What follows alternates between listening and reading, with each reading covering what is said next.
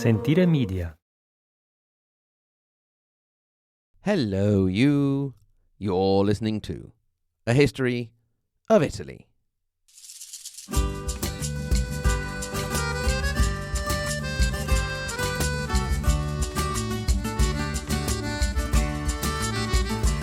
Episode 171, The Tigress Rising, Caterina Sforza, Part 1. E così ritorno su, lascio I colli nelle valli, tra due salici piangenti, io ritrovo la speranza di un amore che ormai fu. As we set up the chessboard for the next round of Italian wars and the adventure of Cesare Borgia, there is one piece we have yet to introduce.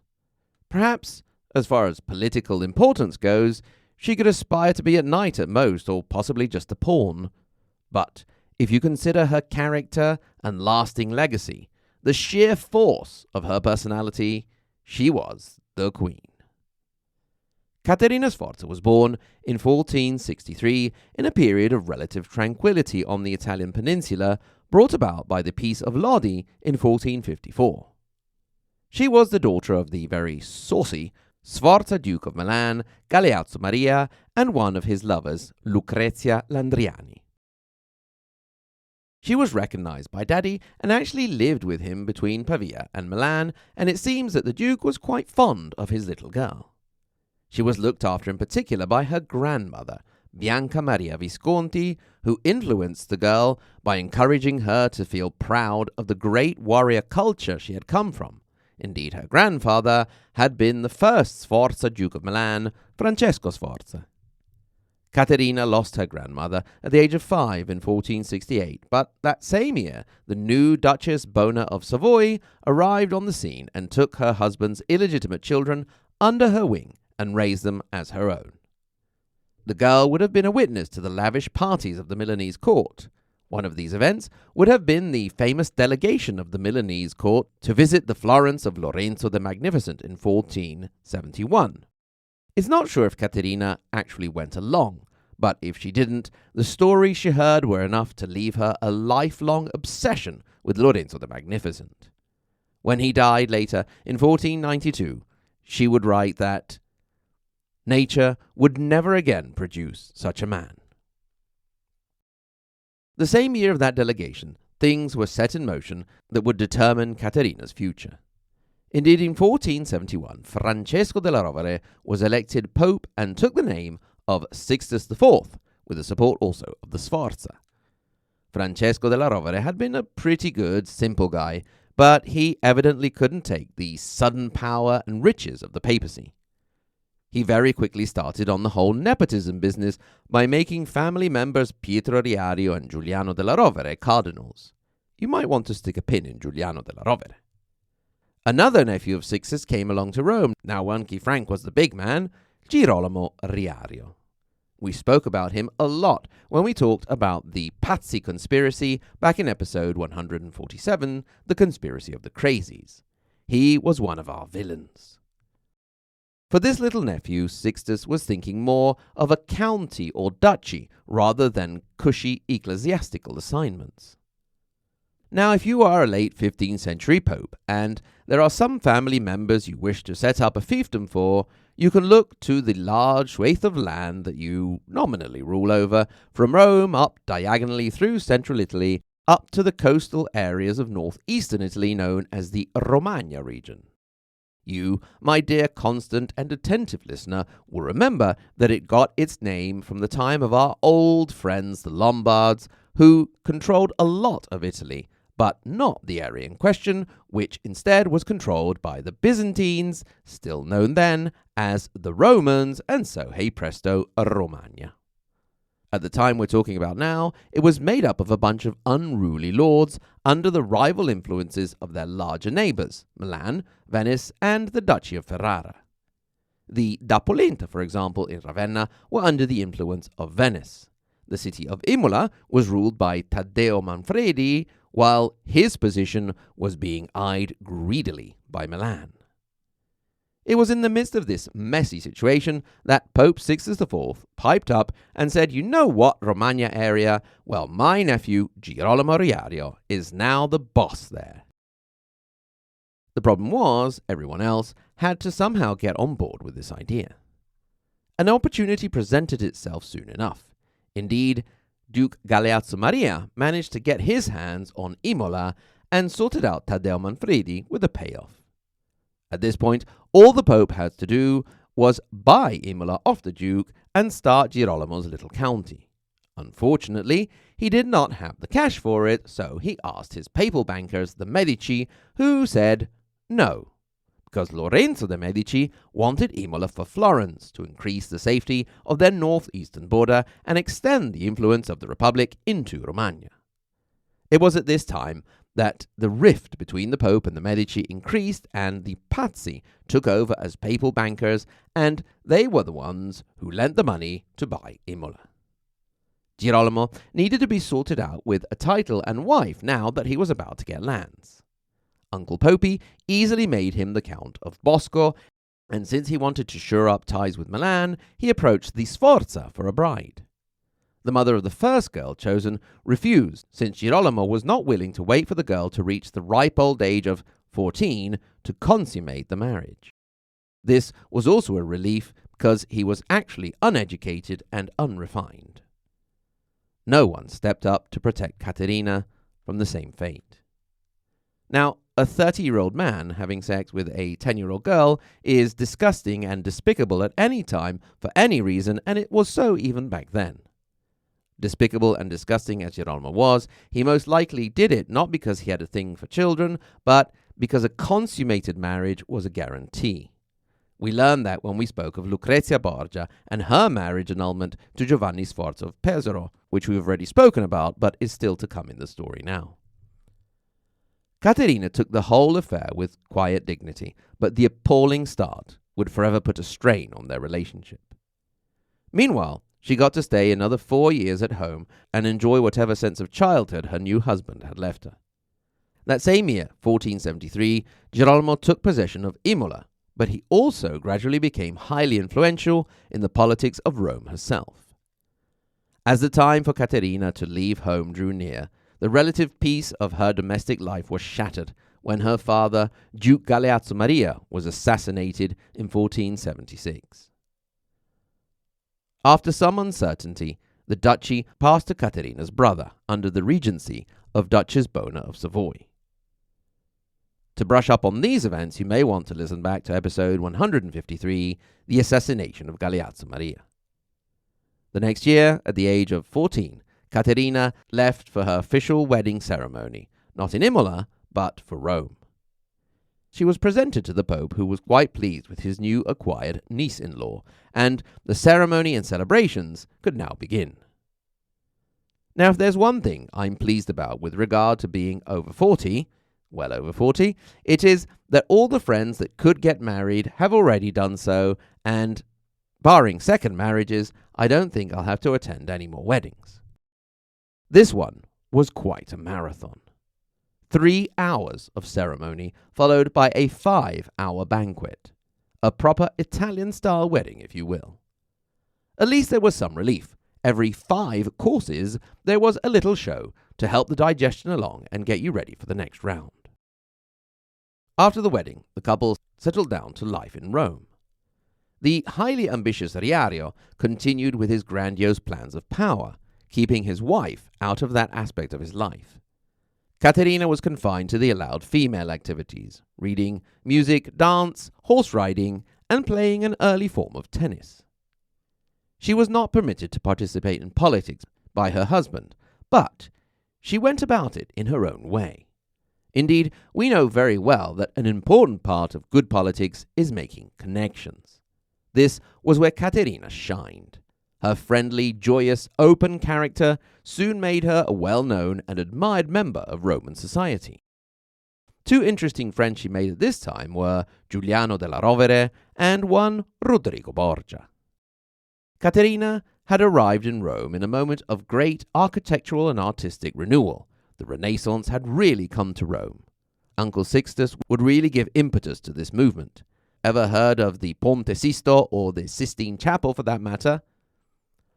However, it would be her new buddy Giuliano della Rovere, future Pope Julius II, who would take things to a whole other level. In 1479, the new popular girl in town had her first child, Ottaviano, at the age of 16.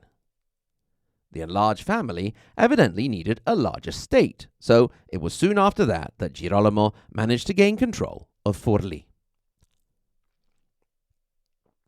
Now, if you were to create a game of memory in which you had to match an Italian city with a ruling family, for Forlì the most likely candidate would be the Ordelaffi family. By the way, if someone does invent that game, I will definitely buy a copy. There was an Ordelaffi around at the time, Antonio Maria, who felt that he would have liked to rule Forlì. But when the city was left without a ruler in 1480, it was Girolamo Riario, with the help of the Duke of Urbino, Federico da Montefeltro, who swooped in and took the city, adding it to the nearby Imola. Having military control over Forlì didn't mean that he was sorted.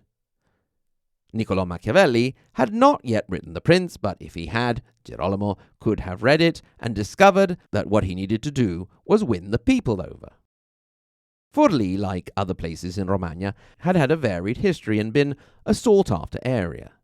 It is along the foothills of the eastern Apennines, controlling the passage from the Romagna area down through the Apennines and into Tuscany.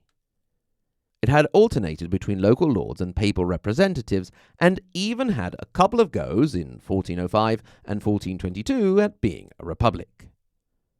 Rather than create chaos, these continuous changes had created an underlying political structure of statutes and councils which continued on its own.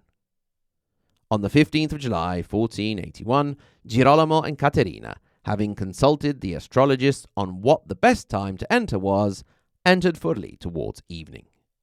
The city elders came to meet them to give them the keys of the city. They entered among the applause, and at various stops, children recited poetry. When they reached the main square, the tension rose. It was tradition in Forlì that any new lord would have to run the square, correre la piazza, meaning go round the square 3 times, and if he was acclaimed by the people, he was accepted.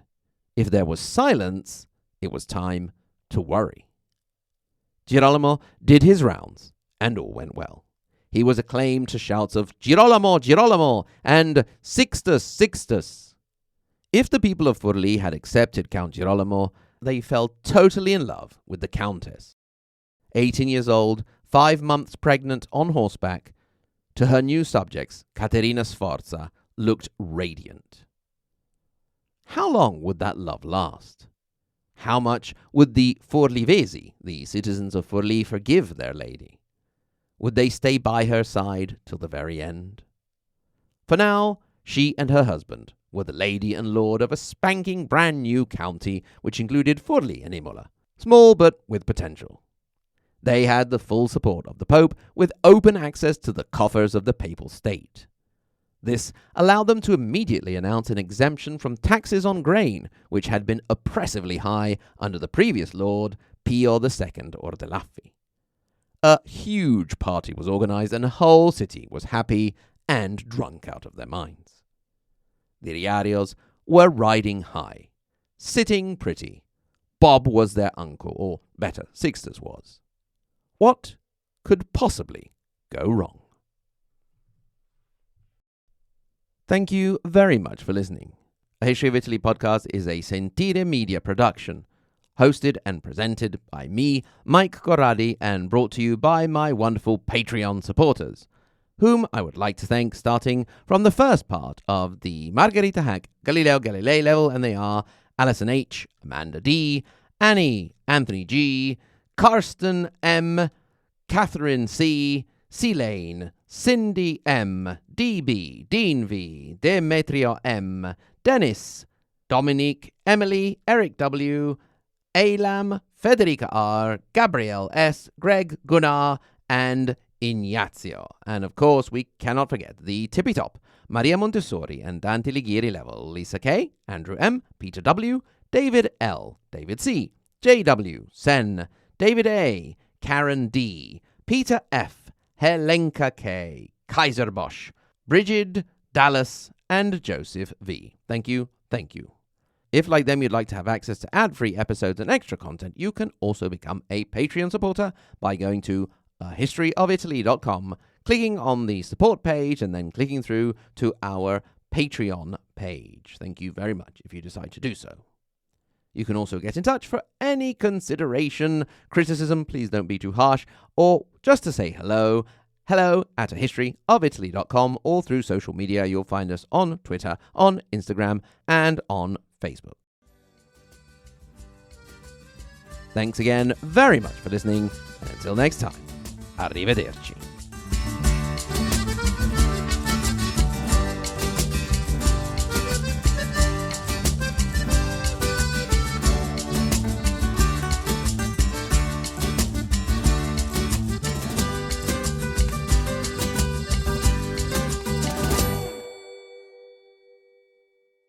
Ah, my lord Riario, we have come to welcome you. Ah, I am honoured by the council. Here are the keys to the city. Oh, wow. An actual giant key. I was thinking something more, symbolic.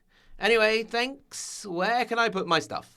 Well, there are certain aspects we need to take care of first. Ah, and what are they? Well, you have to run the square. Ah, yes, I've heard about that.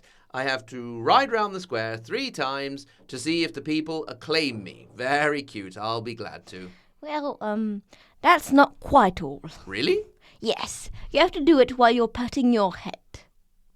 Patting my head? Yes, while rubbing your tummy.